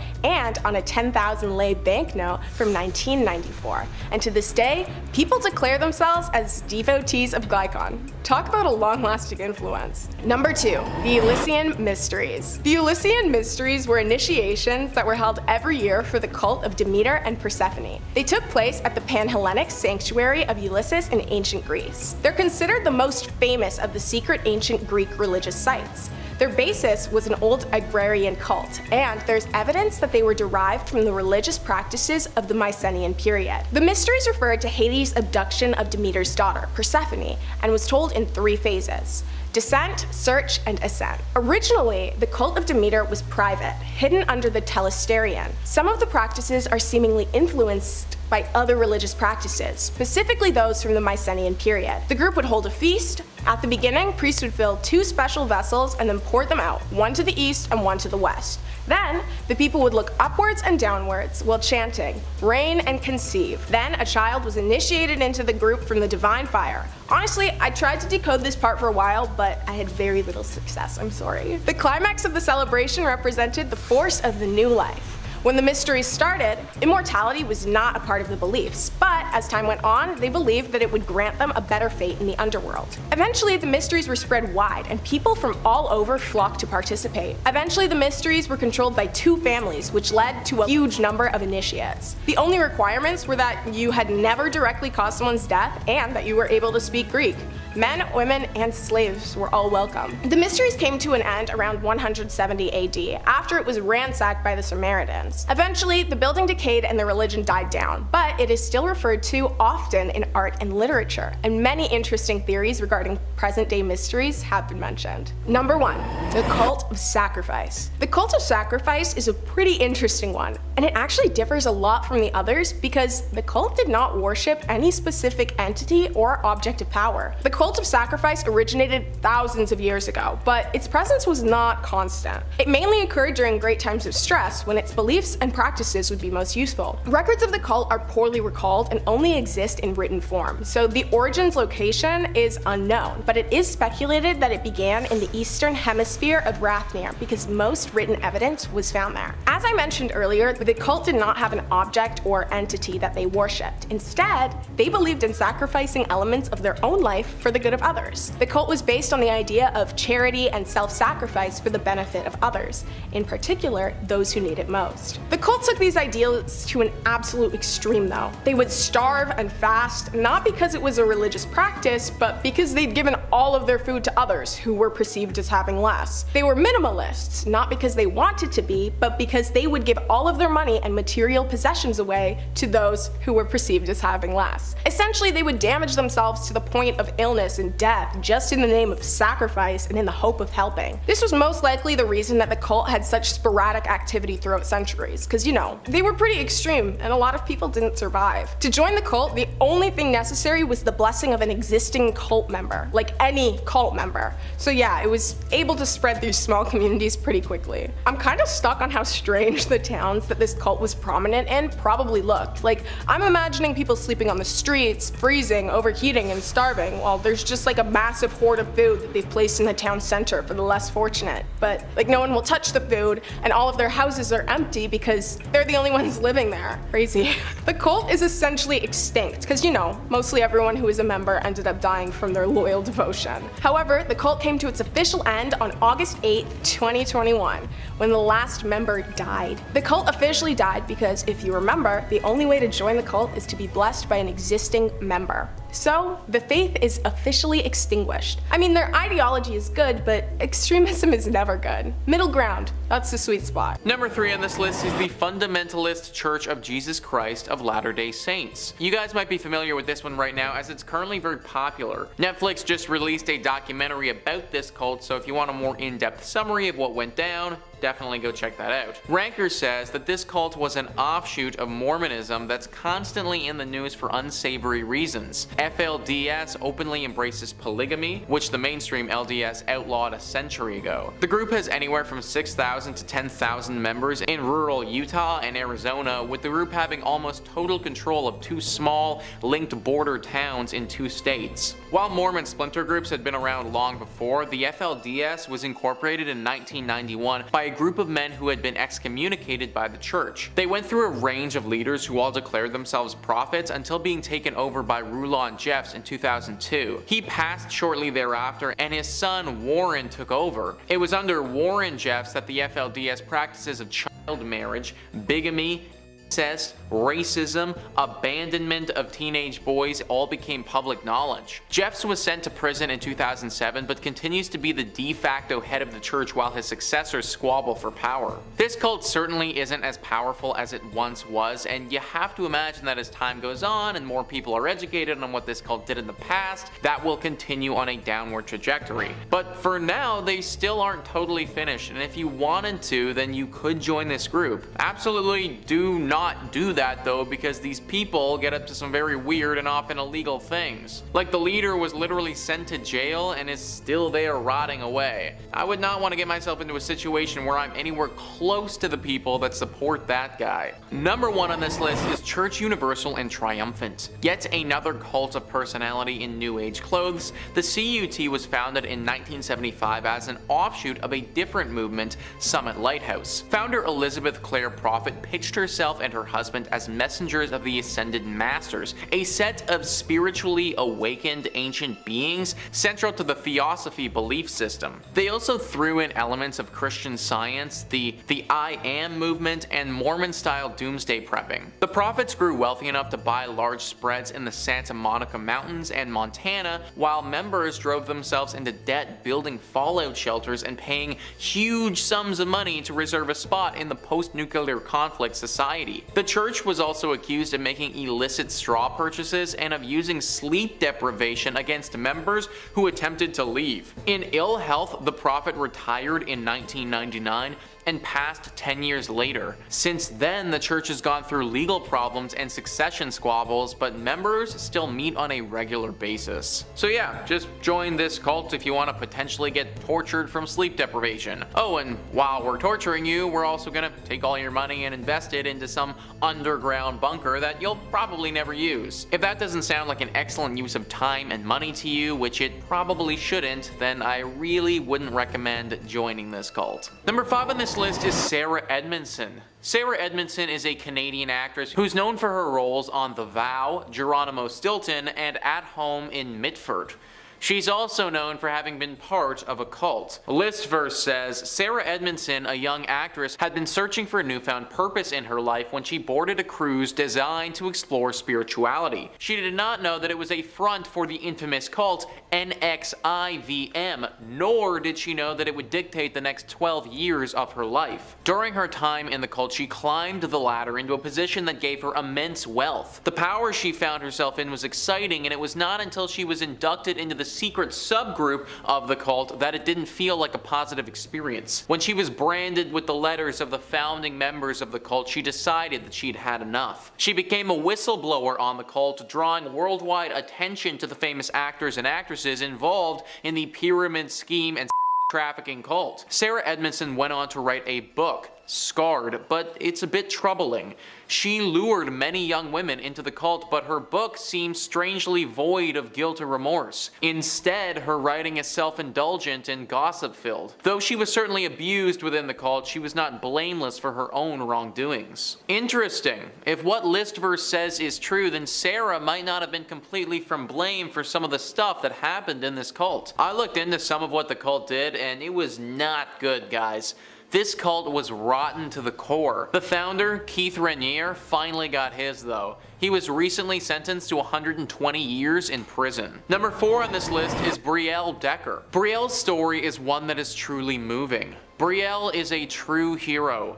Not only did she escape the fundamentalist Church of Jesus Christ of Latter-day Saints cult, she established a refuge at the cult headquarters after the cult leader was arrested. FLDS, a polygamous cult, was led by Warren Jeffs. During his reign, he forced approximately 80 women and children into marriages. Brielle, who was born into the FLDS, knew from a young age that she would be forced to marry the middle-aged man. When she turned 18, he prepared their wedding ceremony and she had no choice but to go along with it. Around this time, the FBI charged Jeffs for forcing an underage girl into marriage and later conducted a raid on the FLDS compound where they discovered just how many children Jeffs had forced into marriage. Jeffs was, of course, charged and sentenced to 20 years in prison. The $100 million FLDS fund, which was seized by the government, was partially given to Brielle to buy Jeffs' mansion and turn it into a refuge for victims. Even though she went through some really horrible stuff, Decker's character remained intact. And now she's taken the experience that happened to her and turned it into a way to help all the others who were affected. Big shout out to Brielle. Number 3. Heaven's Gate. Not to be confused with the 1980 Western that flopped so hard that the director-driven film era in Hollywood was brought to an end. Heaven's Gate was an American religious movement founded in 1974 by Bonnie Nettles and Marshall Applewhittem, otherwise known as T and Doe. T met Doe while working at a hospital in 1972 when Doe was visiting a sick friend. Doe was really into biblical prophecy and upon meeting the woman felt that she was so familiar that they must have met in a past life. On the other hand, she claimed that aliens had told her that they would one day meet and that they had a divine mission to accomplish. You know, just like the Blues Brothers. The two studied religious and science fiction texts together, eventually coming to the logical conclusion that Doe was a reincarnated Jesus and that they had been chosen to fulfill the prophecies of the Bible and that they had been given higher level minds than most folks and were the two witnesses described in the book of Revelations. They were pretty sure that they would die and be resurrected, at which point a UFO would show up and take them away. They had trouble getting followers until they began advertising meetings where they claimed that aliens wanted volunteers for an experiment which would result in the subjects being brought to a higher evolutionary level. They recruited over 100 members who they traveled the country with before becoming reclusive. Bonnie Nettles, aka T, died of liver cancer in 1985, and Marshall Applewhite, aka Doe, became the sole leader of the group. In 1996, the group rented a home in Rancho Santa Fe in California, which they referred to as the Monastery. In 1997, Doe made a video message claiming that they had to evacuate Earth by taking their own lives as Heaven's Gate was closing, and by dying, they would be taken by a UFO to a higher level of existence. Doe and 38 other cult members then dressed in identical black shirts with armbands that read Heaven's Gate Away Team, as an extremely macabre Star Trek reference. All of them were also wearing Nike Decades, as the group apparently had adopted the company's slogan of "Just Do It" as a personal slogan. The group then covered their heads with plastic bags and asphyxiated. They did this in 3 tiers so that the remaining members could take off their bags and arrange their bodies with dignity. In an interesting bit of trivia, in the aftermath of this incident, the Nike Decades have become a highly sought after collector's item due to their involvement in the incident, because of course they are. Number 2. The People's Temple Agricultural Project. Founded by Jim Jones in Indiana in 1955, the People's Temple preached that those who remained drugged with the opiate of religion had to be brought to enlightenment with socialism. Of course, this wasn't the fun Bernie Sanders socialism where everyone gets to go to college. Jordan's main influences were people like Chairman Mao and Joseph Stalin. He was driven out of Indiana due to having integrationist beliefs and went to California, where he became involved in local politics, helping George Moscone become mayor of San Francisco in 1975. As a result, Jones was made the chairman of the city's Housing Authority Commission, which allowed him to rub elbows with the wealthy and powerful. After some backlash from local newspapers and fears of a police crackdown, the group set up a commune in Guyana, which was a small and poor enough and independent enough country that Jones thought he would be able to easily get political influence and protection. With the approval of the local government, the group began building their commune, which they called Jonestown. He made a deal with the government that would allow hundreds of cult members to enter the country, but very difficult for them to leave. At its peak, Jonestown had about 900 people living in the small commune. Jones became more and more unhinged, controlling the media the group were allowed to consume, lest they be subjected to a movie that wasn't pro-Marxist. He made everyone in the commune work long shifts, 6 days a week.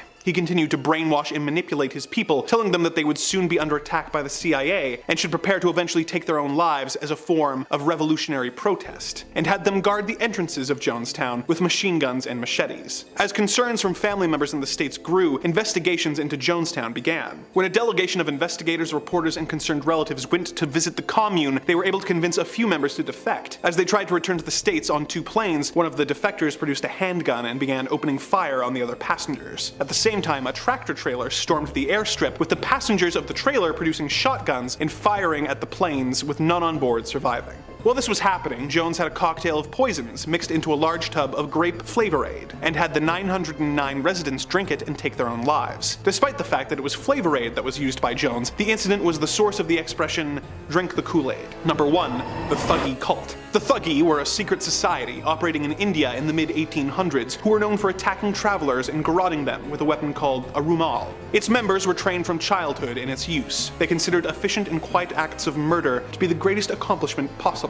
They would follow groups of travelers until they made camp, at which point they would attack. Word of the Thuggee began to grow as numerous bodies began to be discovered in wells around the countryside. However, the Thuggee were not attacking their victims simply to take their valuables. The number one rule of the cult was not to shed any of their victims' blood, as they were actually human sacrifices for their god, Kali. The Thuggee believed that constant indulgence in vices was the only way to become closer to and achieve union with their god. During the time that the cult was active, over 30,000 people were attacked by the Thuggee and sacrificed to Kali. British officers were tasked with eliminating the cult and began mapping out the cult's attacks in order to predict where the attacks would likely take place and set traps for the Thuggee while disguised as merchants and travelers. Between 1830 and 1841, at least 3,700 cult members were captured, effectively ending the group. Many were put in prison for the rest of their lives, with 500 of them being hanged. Without exception, all of them that went to the gallows showed no emotion or remorse, often requesting to put on their own nooses themselves. When asked if he was sorry, one member who claimed to have the Thuggee record for most victims at 931 responded that no one should ever feel bad for following their trade. The term thug is still used to this day to describe a brutal criminal, and the group is remembered for their various appearances as villains in films over the years, such as when they were depicted by Steven Spielberg in Indiana Jones and the Temple of Doom.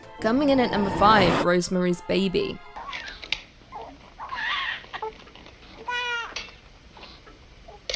Roman Polanski's masterpiece, Rosemary's Baby, set the standard for many cultist horror movies, particularly in the way it reveals the cult, using a steady and slow build and paranoia, confusing us as to what exactly is even happening. This 1968 horror stars Mia Farrow and chronicles the story of a pregnant woman who suspects that an evil cult wants to take her baby for use in their rituals. However, it is quickly revealed that her husband has made a deal with the devil for success in his acting career, and the price is offering up his wife as a surrogate mother for something truly evil.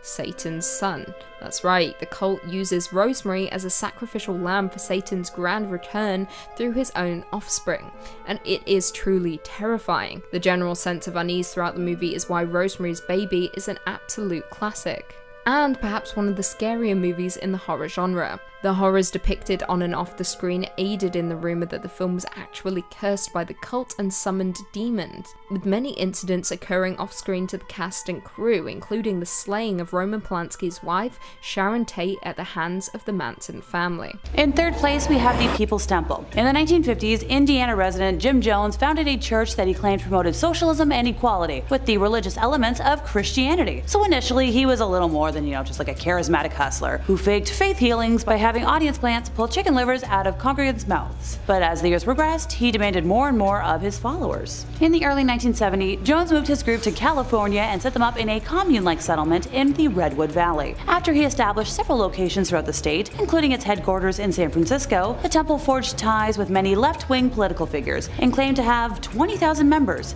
even though apparently 3,000 to 5,000 is a little more likely. Jones eventually came to believe that the nuclear war was imminent and moved his followers again to the South American country of Guyana, which he thought would be, outside the potential danger zone. The group lived there for several years as the People's Temple Agricultural Project, but after former members started speaking out against the church, San Francisco Congressman Leo Ryan decided to travel to Jonestown to investigate claims of, not so good things. During his visit, a number of temple members expressed a desire to leave with him and accompanied Leo to the local airstrip at Port Kitsuma. There they were intercepted by self-styled temple security guards who opened fire on the group, killing the congressman, 3 journalists, one of the defectors, as well as injuring 9 others, including Ryan's aide, Jackie Spear. A few seconds of the incident were captured on video by NBC cameraman Bob Brown, one of the journalists who had their lives ended in the attack. That evening in Jonestown, Jones ordered his congregation to drink a concoction of cyanide-laced, grape-flavored Flavor-Aid. Right.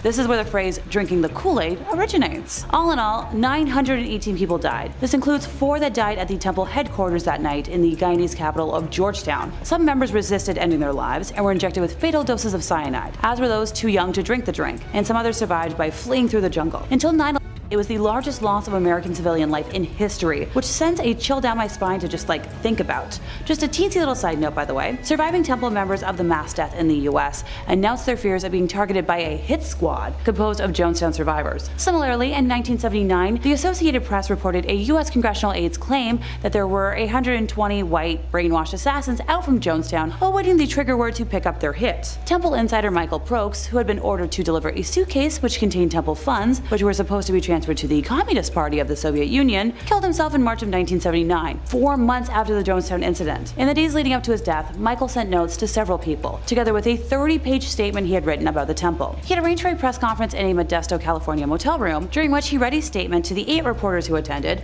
before, excusing himself, entering a restroom, and ending his life. The levels of brainwashing displayed here are just too deep to unpack. In second place, we have the family. Oh sure, because that totally sounds wholesome. Known as one of Australia's most notorious cults, yep, not an American one for once, the family began with Anne Hamilton Byrne, who was a yoga teacher who believed herself to be a reincarnation of Jesus Christ. Oh, right, and unlike all the other listings today, this one was founded, by a woman. She teamed up with parapsychologist Raynor Johnson in the mid-1960s to form what was initially known as the Great White Brotherhood. Cripes, I swear I'm not talking about the Triple K group or the Yahtzees, I promise. Over the course of several years, Anne adopted 28 offspring by receiving the young as gifts from members, as well as by falsifying papers to convince others to give their spawn up for adoption, all in the hope of creating a master race that would survive the apocalypse she believed to be imminent. While other adults in the group were known as either aunties or uncles, Anne claimed to be the biological mother of all 28 adoptees. She also told the offspring she was, Jesus Christ, and when they didn't live up to her exact standards, they were punished forcibly, starved, or, dosed with LSD, because, a crazy brain trip is exactly how to make little ones behave. The cult went undetected for years because the adoptees were forced to hide whenever visitors arrived. But in 1987, the group's headquarters was finally raided and all the younglings were removed from the premises. Anne was only ever charged with falsifying birth certificates, and in 2019 she died from dementia at about 98 years old, having never faced consequences for her actions. Pardon me, my brain feels like it's about to explode. They had 32 years to nail her, and all she got was falsifying birth certificates? I feel like giving underage folks LSD should have been, the priority of offense charging. In first place, we have Aum Shinrikyo. Founded by Shoko Asahara in 1984, Aum Shinrikyo is a Japanese new religious movement and doomsday cult who first made headlines in the late 80s amid accusations that Asahara was forcing members to donate money to the group and holding them against their will. Oh, pardon me, I'll backtrack for a moment. Although Aum was, from the beginning considered controversial in Japan, it was not initially associated with serious crimes. Aum's public relations activities included publishing comics and animated cartoons that attempted to tie its religious ideas to popular anime and manga themes, including space missions, powerful weapons, world conspiracies, and the quest for ultimate truth. Like many cult leaders, Asahara believed in an imminent doomsday, this time caused by a world war started by the United States. And of course, according to him, only his followers would survive. I feel like a broken record, but don't worry. This wouldn't be in first place if it wasn't worse than, drinking the Kool-Aid, giving underagers LSD, and branding. Okay, well, worse in my opinion. I'll admit, my brain's a little warped these days for a morality scale. In 1991, Aum began using wiretapping to get NTT uniforms and equipment and created a manual for wiretapping. In July of 1993, cult members sprayed large amounts of liquid containing Bacillus anthracis spores from a cooling tower on the roof of Aum Shinrikyo's Tokyo headquarters. However, their plan to cause an anthrax epidemic failed. The attack resulted in a large number of complaints about, bad odors, but no infections. At the end of 1993, the cult started secretly manufacturing the nerve agent sarin, and later VX. So Aum tested its sarin on sheep at Banjawarn Station, a remote pastoral property in Western Australia, killing 29 sheep. Both sarin and VX were then used in several assassinations and attempts over 1994 to 1995. In 1995, the group executed a sarin gas attack in the Tokyo subway, which caused the deaths of 12 people and injured 50 more. The group says that those who carried out the attacks did so secretly, without being known to other executives and ordinary believers. After that attack, Japanese authorities learned that the group group had also been responsible for the death of lawyer Tsutsumi Sakamoto, who was working on a class action lawsuit against Shinrikyo at the time of his death. Almost forgot. The group also killed his wife and descendant. On the 6th of July 2018, after exhausting all appeals, Asahara and 6 followers on death row were executed as punishment for the 1995 attacks and other crimes. So I'm glad that, unlike the last leader I discussed, some justice was actually served in this situation. 6 additional followers were executed on the 26th of the same month. At 12:10 a.m. on New Year's Day of 2019, at least 9 people were injured when a car was deliberately driven into crowds celebrating the New Year on Takashita Street in Tokyo. Local police reported the arrest of Kazuhiro Kusakabe, the suspected driver, who allegedly admitted to intentionally ramming his vehicle into crowds to protest his opposition to the death penalty, specifically in retaliation for, the execution of the aforementioned cult members. Coming in at number 2, we have Hereditary. One of 2 Ari Aster movies on our list, Hereditary was a surprise horror movie, with the reveal of its cult being kept a secret for much of the movie, making it incredibly unexpected when it begins to unfold. Released in 2018, Hereditary is Ari Aster's directorial debut, with it starring Toni Collette and Alex Wolff as a family haunted by a mysterious presence after the death of their secretive grandmother. However, what begins as a sober family drama very quickly descends into a crazy supernatural horror.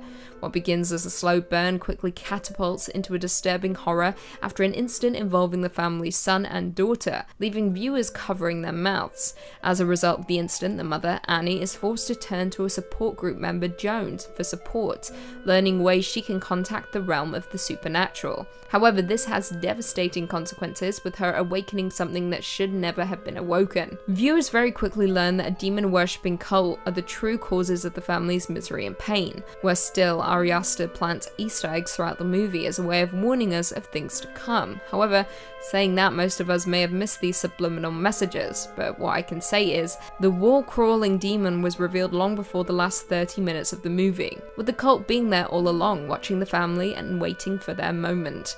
The cult in Hereditary are worshippers of Paimon, one of Lucifer's most obedient devotees, who rules 200 legions of angels, and is connected to the Tree of Death, hence why the treehouse in Hereditary is so important. The summoning of Paimon is gradual throughout the movie, but when he finally arrives and seeks solace in the body of one of the characters, well, it's enough to send shivers down anyone's spine. And finally, coming in at number 1, we have Midsommar. There are a few things more terrifying than a cult in horror movies. A group of people devoted to a dark high power who will do absolutely anything to appease the deity. No movie displays this as effectively as Ari Aster's Midsommar. Released in 2019, Midsommar is a folk horror film starring My Queen, Florence Pugh, and follows a group of friends who travel to Sweden for a festival that occurs once every 90 years, only to find themselves in the clutches of a pagan cult. Now, unlike Ari Aster's Hereditary, Midsommar lays out its intentions from the very start of the movie. The movie kicks off with Dani discovering the death of both her sister and parents, with the incident putting a strain on Dani's relationship with her already distant boyfriend Christian. Not long after, she learns that Christian has planned a trip to Sweden with his friends to attend a midsummer celebration at an ancestral commune, so the group packs up and heads out. Things very quickly descend into madness, with the group arriving and being met by a large group of white cult members in a very peculiar white outfit, with Dani realizing that something isn't quite right here. However, her concerns are proven correct when 2 commune elders die by senicide via leaping from a cliff top. When the male elder survives the fall, the cult mimics his wails of agony and crushes his skull with a mallet. Yeah, things aren't fun in Sweden right now. Now, without ruining much more for those who haven't watched it yet, the cult does what is necessary to summon the dark higher power that they worship, with the American tourist being used as a sacrifice for the demon. Now, more interesting still, while this movie isn't entirely based on a real cult, director Ari Aster does describe it as a stew of sorts. I quote, "We're drawing from actual Swedish traditions. We're drawing from Swedish folklore. We're drawing from Norse mythology." All in all, Midsommar successfully draws on the disturbing conventions of cultist horror to generate a sense of dread and unease, making it my favourite folk horror movie and cult horror movie of all time. Next on our list, the Aetherius Society. Founded in 1954 by George King, this group believes in advanced extraterrestrial intelligences operating on spiritual principles who govern the earth. They consider themselves as cooperators with these cosmic beings to bring about positive change. strange. The unique spiritual group founded by a man who claimed to communicate with the extraterrestrial beings whom he called the Cosmic Masters. Followers of this faith believe that by aligning with these Cosmic Masters, they can help humanity overcome earthly challenges and ascend to a new age. Their belief system is a complex mix of theosophy, New Age notions, millenarian beliefs, and elements of UFO mythology. This society highly values selflessness, community service, respect for nature, spiritual healing, and fitness. Their gatherings resemble traditional church services. Although the Aetherius Society is generally non-controversial, some have questioned its esoteric and millenarian aspects. Despite its followers spanning the globe, the society remains quite small, with memberships mainly concentrated in the UK, Southern California, the US, and New Zealand. Their theology, deeply influenced by theosophy, fuses narratives of UFOs, yoga, and elements from different world religions, especially Hinduism, Buddhism, and Christianity. They reject religious exclusivity, maintaining that no one religion, nation, or race holds a monopoly on divine favor. The ultimate goal of this religion is to prevent global destruction by promoting harmony between humans and extraterrestrial masters, and by harnessing spiritual energy to raise the planet's spiritual level. They believe that prayer, often associated by spiritual energy batteries, designed to hold healing psychic energy, can prevent or mitigate various disasters. The society's founder claimed to have telepathic conversations with Aetherius, placing him in the esteemed company of other Venus-sourced cosmic masters like Buddha and Jesus. Next up on our list is Christ Brotherhood. This group's intense devotion to otherworldly powers and alleged plans to summon extraterrestrial beings have made them a group of interest to the government. The unique UFO religion born out of Orange, California, it all started back in 1956 when a man named Wallace C. Halsey received otherworldly messages in his dreams. These prophetic warnings from alien beings detailed the looming end of the world, but with a silver lining. Chosen few of humanity would be saved. Halsey established Christ Brotherhood, Inc. as a non-profit religious educational organization, its mission enlightening mankind. Remarkably, it attracted members from a staggering 52 different religious denominations. In a compelling turn of events, Halsey led his followers to Cache Valley, Utah. In 1961, here they started building a unique compound replete with underground weapon shelters in the mountains near Smithfield City. Why this location, you ask? Well, Joseph Smith, the founding prophet of the Church of Jesus Christ of Latter-day Saints, had identified the Rocky Mountains as a sanctuary. But in 1963, the coherence of the Brotherhood was tested when Halsey mysteriously disappeared during a flight from Utah to Nevada. Despite exhaustive searches and even attempts to call upon extraterrestrial assistance, it took 13 years for a lost deer hunter to inadvertently discover the plane wreckage and the remains of Halsey and pilot Harry Cleveland Ross Jr. In memory of Halsey, his teachings to the Brotherhood were compiled into a volume published in 1965, Cosmic End Time Secrets. This book encapsulates the prophetic messages from alien life forms to Halsey, but this was not the end of the Christ Brotherhood. In fact, it continued to attract followers, with more than 100 members in 1979 and a peak of around 500 in the early 1980s. The teachings of the Christ Brotherhood continue to fascinate people even today, with many still searching for answers about their beliefs and practices. One notable aspect of the Brotherhood is their strong belief in the existence of extraterrestrial beings and their role in humanity's future. They also have a unique interpretation of the Bible, incorporating elements of ufology and ancient astronaut theories. On to the next, the Raelian movement. Often termed as the most significant UFO cult, boasts a global following of around 80,000 enthusiasts, a tale that spins around the message, a belief that all life forms, all races and species, are the brainchild of the extraterrestrial assistants named the Elohim. These entities, they claim, used DNA to breathe life into the previously barren Earth. They advocate for world peace, sharing democracy, and nonviolence.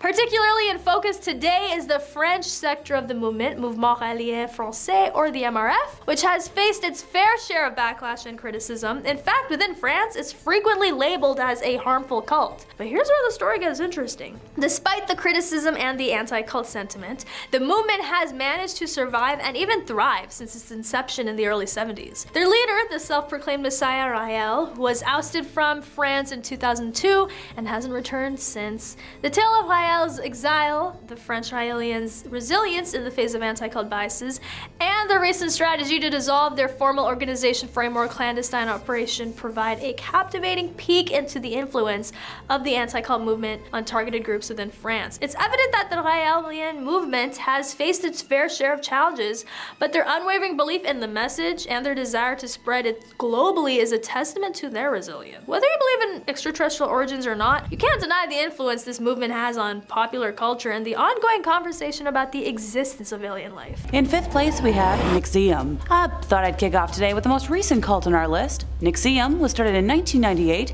making it younger than I am. Founder Keith Rainier originally promoted NXIVM as a self-help organization with workshops and classes on empowerment. NXIVM amassed more than 18,000 followers across North America until 2017, when members came forward to expose the not-so-good practices of a secret society within the group. Women were recruited under the false pretense that they were joining a sisterhood of sorts, but it ended up being a sex cult. So a pyramid scheme existed within the group, with Keith, who members called Vanguard, at the top, followed by Masters, who recruited other women to the secretive group, and at the bottom were the newest recruits, who were referred to as slaves. A former member explained that in order to be admitted to the secret club, she had to give her master naked photos and other compromising documents that would be used as blackmail if she ever told anyone about the group's existence. She was also told that another part of the initiation process was getting a small tattoo, but when the day of the marking arrived, instead of a tattoo, the new members were told to undress, and their master branded them with a design that included Keith's initials right above their pelvic area. Each woman was instructed to say, and I quote, "Master, please brand me, it would be an honor." Ugh, icky. Just so icky. In 2020, Keith was tried in court, where more than a dozen women came forward with statements regarding his psychological and sexual misdoings. He was convicted of many crimes, including sex, vroom vroom, racketeering, and underage bad videos. Keith was sentenced to life in prison, but in a court filing, his lawyers wrote that he is not sorry for his conduct or his choices. Well, that just kind of knocks the wind out of me. Anyone else? In 4th place, we have the Children of God. Initially called Teens for Christ, Children of God, or COG, was founded in 1968 by rogue preacher David Berg in Huntington Beach, California. Attracting young runaways and hippies, David preached a kind of worship that combined the ways of Jesus Christ with the free love movement of the 1960s. Group living, zealous converting, and isolated communes were all pillars of the Children of God Church. Members, who got to be around 15,000 people across the world at its peak, didn't work or go to school. The COG didn't believe in the nuclear family, so younglings were grouped together and lived separately from their parents. In the late 1970s, COG became notorious for the sexual practices that one of the founders' own daughters later described as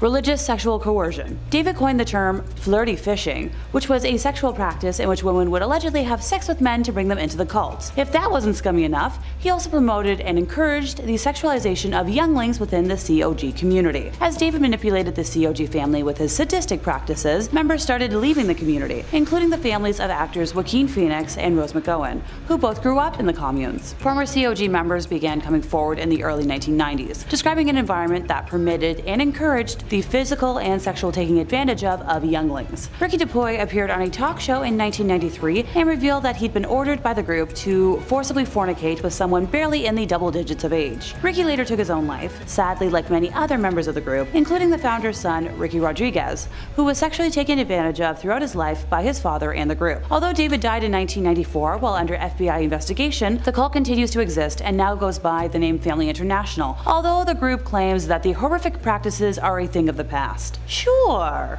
Okay. I trust that as much as I trust the construction in Toronto to meet a deadline. No.